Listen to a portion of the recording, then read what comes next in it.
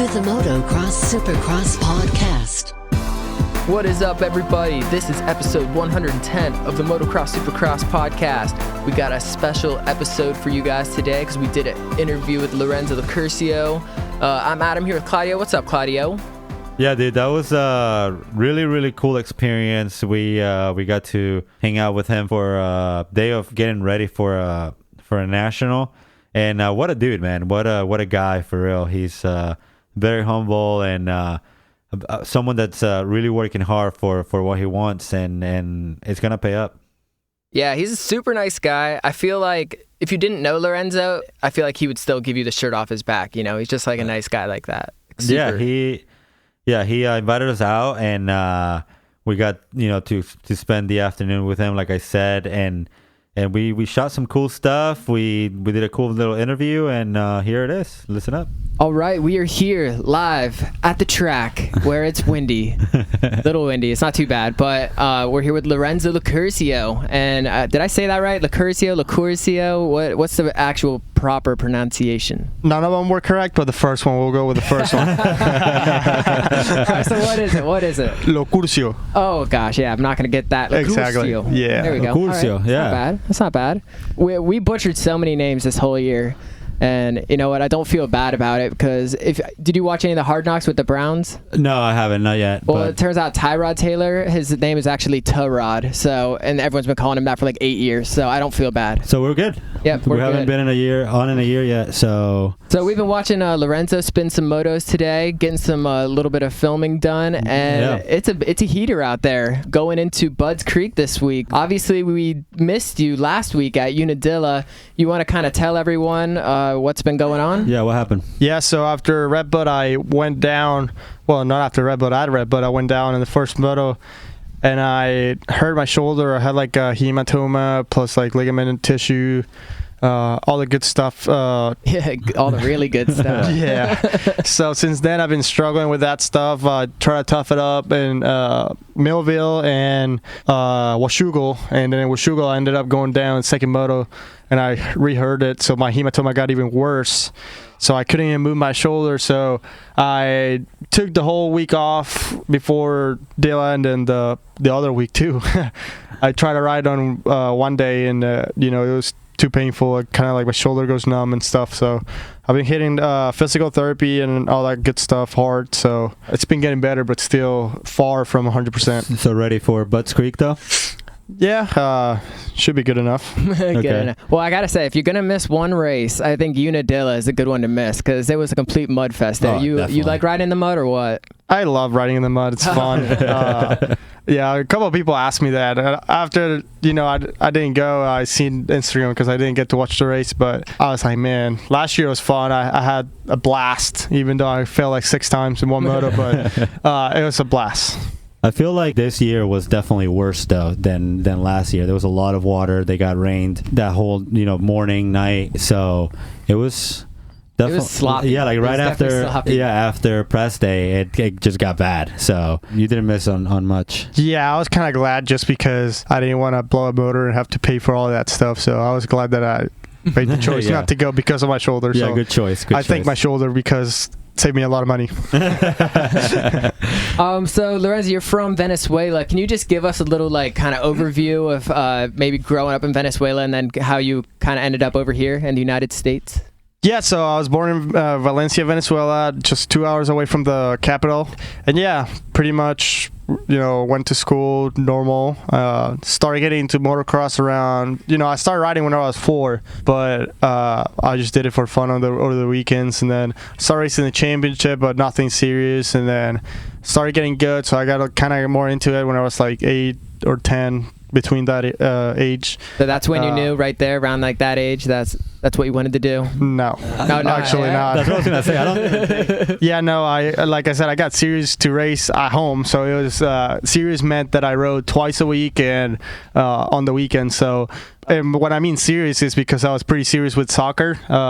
Okay. We call it football. So you can call it football here. Yeah, I was pretty serious with that. I actually thought about making a career out of it, but then interesting. I had a game on Saturday, and then they had a little race, and my dad and uncle and cousin went to race, and I went to the soccer game, and I felt so bad the whole game. I played like crap because I wanted to be at the track so bad. So after that day, I kind of put soccer aside, and like I said, I started riding twice a week at motocross, and then came to the States, and it didn't really hit me until I came into the States in 2011 September to Millsap Training Facility full time, and started riding. I wasn't really that good, and then started getting better, and I put a little bit of work, and I was seeing that it was paying off. So I'd say 2013, 2014, that's when I really got serious, and I was like, man, I can really be pro. So yeah, I started putting the work for it. You mentioned MTF as your younger days, but they definitely have something to do with what you are and where you sit today. No, Colleen, Millsaps, and everyone there, they did a lot for me. They taught me English, so that was one thing. Wow. Your English is really good. Yeah, it's awesome. So I learned English there actually. I learned how to ride a dirt bike in the proper positioning, and she taught me how to ride Supercross. So every time I talk to her, I joke with her that she's my American mom. So, so how old were you whenever you went to MTF? Well, I started coming to America around 2008, just through the Winter Ams, and how old were you then? I think I was 11. 11-ish. And yeah. Now you're 21. 21. Yes. So 10 years ago. 11. So I moved in when I moved here 2011. So but before then we would go to a lot of camps in MTF, 1 week camps and stuff like that, and then we decided to come full time in September 2011. Very nice. Yeah, I've been to one of those camps before. It's a good time. It's hell. yeah. Well, it's crazy. Well, they're definitely doing something right over there. They have a fantastic program. We see it with Lorenzo right here, and we see it with David Millsap. We see it with Justin Barsha. We see it with Anthony Rodriguez, the other. Everyone's from there. Venezuela. Jordan Smith, everyone's Yeah, so they definitely have something right over there. Yeah, there's definitely a lot of riders coming from MTF, and now you're in Florida. How'd you end up in Florida? Yeah, so my parents were moving down here anyways. Venezuela's not doing so great, so I decided to come with them and just support them. I needed a change of scenery also, so it's been good. I love it here. It's hot. It rains every afternoon. Every afternoon. So it's good because it's still, you can ride the next day because there's so many sand tracks and stuff like that. So it's been a challenge, but it's been good. I'm enjoying it. Yeah, sand definitely your strength. It showed over in Southwick with that 7-7 and 7th overall. So congratulations. I know it has to be hard, especially with that stack gate that you have to put up with every week, or every weekend, I should say, every time you go out there. And that's great to being able to get that top 10 with that. Yeah, no, it was pretty good. I was pumped. I really enjoy riding sand track. Lately here in Florida, I've been riding a lot. So, it's like I said, I enjoy it. I have fun doing it. I get creative doing it. I don't know how, somehow, but a hard pack, it's not like I get bored, but I kind of just find lines here and there that they're not there, and then the next lap there's a full built line. So yeah, it's a little different with sand tracks. Whenever you want to make a line, you're making a line. So exactly, yeah. It's the hard pack, not so much. So let's talk about Southwick real quick. I'm looking at the times here. In qualifying, you were 18th in the qualifying. So, and both motos, you had 7-7, super consistent. So were you feeling it all day, or were you when did you know you were going to put a top 10 in? Yeah, I felt it on all day. As soon as I got on the bike, I got on the track, I got comfortable. But actually, my water pump came off the first practice. So the first practice is where it's the quicker time. Yep. I was actually, I think, 10th second practice, but it was 17 overall or 18, right, whatever it was. Okay, that makes sense. So what was that like after you got 7th? I mean, I remember you saying people started blowing you up, and it was just a little crazy time. Yeah, the week after it was overwhelming. People trying to get interviews and stuff like that. So yeah, it's cool. I enjoy it, but the weekend after Red Bull, I think I didn't do so well, and nobody wanted it. Yeah, it was like dessert. Well, I remember I think you got like one of the like Hard Chargers award or the like some kind of other privateer something award. Yeah, the FMF, I think it is. Yeah, FMF Privateer Awards. Mm-hmm. Was that from Southwick or was that from another race? No, it was from Thunder Valley. Yeah, he actually got it 2 weeks in a row. Yeah, and I think the High Point or Tennessee I didn't finish. So yeah, those two. Yeah, what happened at Tennessee? I had 2 malfunctions. A cable in the wire harness kept breaking. We fixed it for the second motor, but still had the same trouble. So, mechanicals. It sucked because first motor was halfway, and then second motor was 2 laps to go. So that's one of the things that we've talked about in our podcast, and how you can be as consistent as Ryan Dungey, but you cannot fight against mechanical. We saw with Eli Tomac, losing 30 points in one race. So that's got to be hard to face on a weekend. He needs that factory ride. Yeah, that's what he needs. That'd be nice. Yeah. Speaking of factory ride, so obviously you're doing the 450 right now on your own. You're getting a little bit of help here and there, but what are the plans for Supercross next year? Yeah, Supercross, I want to race 250 class. I don't have anything for next year, but I want to race 250 East Coast, or if I have to race West, I don't care. But yeah, that's pretty much where I want to be. I don't feel like in such a young career I have as a professional. I should be in the 450 class. So I'd like to be 250. Yeah, you've always ran bigger bikes though. That's you growing up. So you just want to do 250. You just feel not ready for the 450 class, or just because just not ready for, or you just that ready for 250? Yeah, I just feel good in the 250, especially Supercross. I can handle it the way I want it. I can put it where I want it. Yeah, it's true. I've always been a class above my age. A lot of people don't think I am the age I am. Yeah. Even amateurs, they always fought against. That I was saying that I was cheating and stuff like that, but yeah, I'm a big boy, so and I ride the 450 well. Don't take me wrong, but I do. No, definitely. I do enjoy the 250 better, and that's the reason I'm even asking this question, is because you ride the 450 so well. Then I don't see why you would want to jump back to the 250, but I guess it's about being comfortable on the bike and about what you think you can do and not do. So yeah, man, we're really looking forward to it, and we're excited. What's the goal for these last 2 remaining races? We got Budds Creek and Ironman. I know you're not 100%. If you had to put yourself on a scale of 0 to 100, what percentage do you think you're at right now? I'd say around 75, 80. Okay. Is there any one that's at like 100% ever? I feel like everyone's always dinged up. Yeah, I don't think. If they're 100%, I give them props. But usually someone's always dealing with something, so it's not like they say it, but someone's always dealing with something. So the goals, what about the goals? What are your goals for these last 2? Goals still remain the same, top 10. So just gotta keep being in that radar. Also joining us, we got Ramler Alves. You want to say what up to everyone? Hey, what's up, guys? Yeah, Ramler, you will know if you watch the Unadilla race, he is the one who went through the gate before it dropped. Yep, that's me. Will you kind of tell everyone that story? Yeah, so our 30-second card was up, and I was, revving my bike, and I think I hit my leg or my boot on the shifter by accident, and I was revving it, and it just hit the gate and went forward. It caught me off guard. I was a little scared. Caught everyone off guard. They didn't know what to do. They were like running around like, what happened?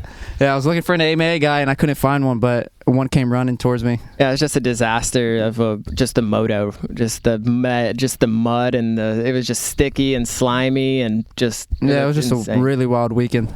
Was it as bad as it looked? I think so. It looked bad. It looked on really TV. bad. I rewatched the race. It didn't look. It looked like, it wasn't that bad, but man, it was just wild. The bike, you can't even really control it. It probably has 100 pounds of mud on it, and it was just really crazy. It was definitely worse than in TV. That's for sure. It was definitely worse. I think that's how it always is, because we were talking about Washougal too, and we were saying how the shadows were just like, it was like night and day going into those shadows. Yeah. And Lorenzo, you were saying it's even worse riding it. Yeah, you just have to pin it. Like I said, you can't really see. I mean, you kind of guess where the line is, but some sections I couldn't see. I just sent it and it worked out. Very cool. All right. Well, how about we just jump into some kind of like random questions? We'll ask both of you. First, what is the Breakfast of Champions? For me, is toast, eggs, and a piece of like turkey or something. I usually All right. don't eat too much in the morning. Okay, so a light breakfast then. Yeah. Yeah, see, I'm different on the other hand. I'm a big eater, and I like How scrambled. many eggs could you put down? Dozen? No, not that much. I do 3 eggs every morning. All right. I'll do 3 eggs scrambled, and then toast, avocado, a lot of avocado, and then I also eat oatmeal with some fruits. All right, that works. What about like gym routine? How many times a week do you go? How often are you in there? Lorenzo's got like some huge arms here. He looks like he could bench about, 280, like 20 times maybe. Yeah, I usually try to go to the gym twice a week and then cycle the other two times a week. You go on the same day that you ride, or you go on different days? Yeah, no, it's I usually ride Monday, Tuesday, Thursday in season. If not, I ride Monday, Tuesday, Thursday, Friday. So just 2 and 2 days. If I ride or I don't ride, it's the same thing. All right. And Yeah, Rami? I'm about the same. I'm in the gym like 2 times a week, and then all the other days I'm either running or rowing or swimming and All cycling. right, and both of you, you guys pretty much live the life as rock stars, going city to city each week, but also being on the road. You guys are pretty much experts in fast food, all right? So I want to know, what is the best fast food, and like, what do you get? Oh, hands down Chipotle or Moe's or something like that. Everyone loves Chipotle. Chipotle is where it's at. Yeah. What do you get? You get the burrito, you get the bowl, you get the steak, the chicken. What is it? I get the bowl. Just depends on the day. Could be brown or white rice. Oh. No beans, chicken. No beans. No beans, chicken. And from there I go a little hot, a little mild, and then I go corn, lettuce, a little bit of cheese, and a lot of wok. It's extra though. I know. See, I'm on the same train too. I always try to look for Chipotle and rice and beans. You a burrito bowl too, or a burrito guy? I'm a bowl guy. A bowl guy. All right. And what about, I know Chipotle, but do you guys eat any like McDonald's or Burger King or anything like that, or you stay away from all that? I stay away from that. Yeah. I mean, it is really, really good, but Oh man. I try to stay away from it. I actually stay away because it's been actually like a couple of years. I mean, I've gone there to eat, not to eat, but like to get like coffee.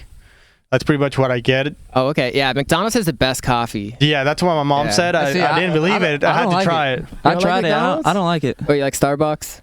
I'm more of a Starbucks, Dunkin' Donuts type of guy. Basic. Yeah. No basic. Yeah, so I try to stay away from the hamburger side though, because if I start eating it, I know, it's gonna be like kind of like a temptation every time Go I down drive a by. dark road. Yeah, exactly. A That's dark what it is. road You have where to stay away from it for a long time to lose like the interest in it. Oh, I gotta tell you guys, I had a Whopper the other day. I had to go back the next day and get Hey, another you're making one. my mouth water. Yeah. I still didn't eat lunch. But okay, you Claudio and Lorenzo will really respect this. I had Venezuelan burger the other night. No free ads, but Venezuelan burger. This thing was so good. So I guess you guys just call them burgers, but for me, it was really good. It's a monster. Yeah, they're good. I love Venezuelan food, especially like the pepitos or the hamburgers. Arepas. Yeah, arepas. Yeah, every weekend, the off weekends I eat one. So can't go wrong with Venezuelan or Latin food.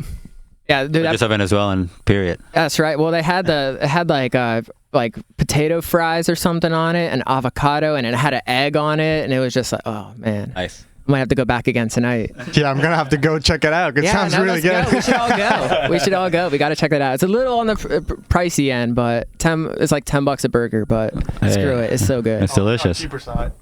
Let's talk here. You want to ask? So growing up, just going back to the motocross scene, what was one of your favorite tracks to go, or maybe one of the favorite tracks you remember growing up? Favorite track? It's a hard question. I liked a lot of tracks, but I'd say, probably Ironman. Because it was the closest as an amateur you can ride a pro track. So I'd say, that one. That's one of the nationals that you did as an amateur, right? The Ironman and Gatorback, I guess. Yeah, Gatorback. Yeah. Ironman was actually a regional qualifier for Loretta's. So yeah, we did a lot of those, but I mostly stayed down here in the Florida side. Lorenzo, so what are the plans for? We talked about your future and what you have planned for Supercross. What about Motocross of Nations? Do you have any plans with representing Venezuela on that? Yeah. So there's a delegation that's trying to get us to race this nation. So hopefully it comes through, and then we can race here in Redbud for that. What about team? What are we looking at? Looking at A-Rod for sure. Yeah. Carlos Badiali and me. Okay. Nice. Yeah, I feel like. Which class would you race? I think either MX1 or Open. Okay. I'm not sure yet. Yeah, it's a definitely solid team, especially for Venezuelan motocross. It's definitely a good team to put up, and this MX of Nations coming up. And yeah, I do want to go back to that question. What's the biggest jump you've hit? Yeah, I'd say not the biggest, but the scariest. Is, that works. That works. The pro section at Ironman, because you kind of come up at the hill and you're like blind. Okay. And then you have to, hit a 50, 80 foot double. And you don't know where you're landing, so that was probably the scariest one I've hit. Yeah. Water tower for me over in Hard Rock. That place is crazy. Yeah. What about you, Remy? Hey, see, to be honest, I really don't know. Like, I can't remember, but I want to say LaRocco's Leap, but I did not hit it. Okay. Yeah, I think it's pretty gnarly, right? Everyone that says that is the gnarliest jump, but I did not hit it, so I cannot say that. Look at jump. Yeah. The best one, as a fan, that's the best one to watch right there. Hey, you guys see that video that went viral? The guy Endoing? Yeah, he bailed. Yeah, that's a good move. You know who that is? Yeah, he's trained with us at Moto X. Did he get hurt on that? No, he said he was perfectly fine. He got up and actually finished the race. Nice. Oh, that was during a race? Yeah, that was amateur day. On Friday, I believe. Wow. Sure, he had to sit on, a frozen bag of peas or something that night, that's for sure. What about on the road? What do you watch? I'm sure you watch a lot of Netflix, or what shows are you watching right now? I'm actually not watching any series right now, because whenever I start, I don't finish until I finish the series. That's the worst part. I know that. So I'm trying to stay away from it, but I watch a lot of movies there. They've been coming out with a lot of Netflix originals. Not an ad, but free advertising. I've been watching those lately, and it's been a blast. What about you mentioned movies? What about your favorite movie ever? I don't have a movie. That's a hard question. Yeah, like I don't. That's a good one, actually. I've seen a lot of movies, but it's not like I've seen a movie that's been like, man, I really. This is my favorite movie ever. Okay.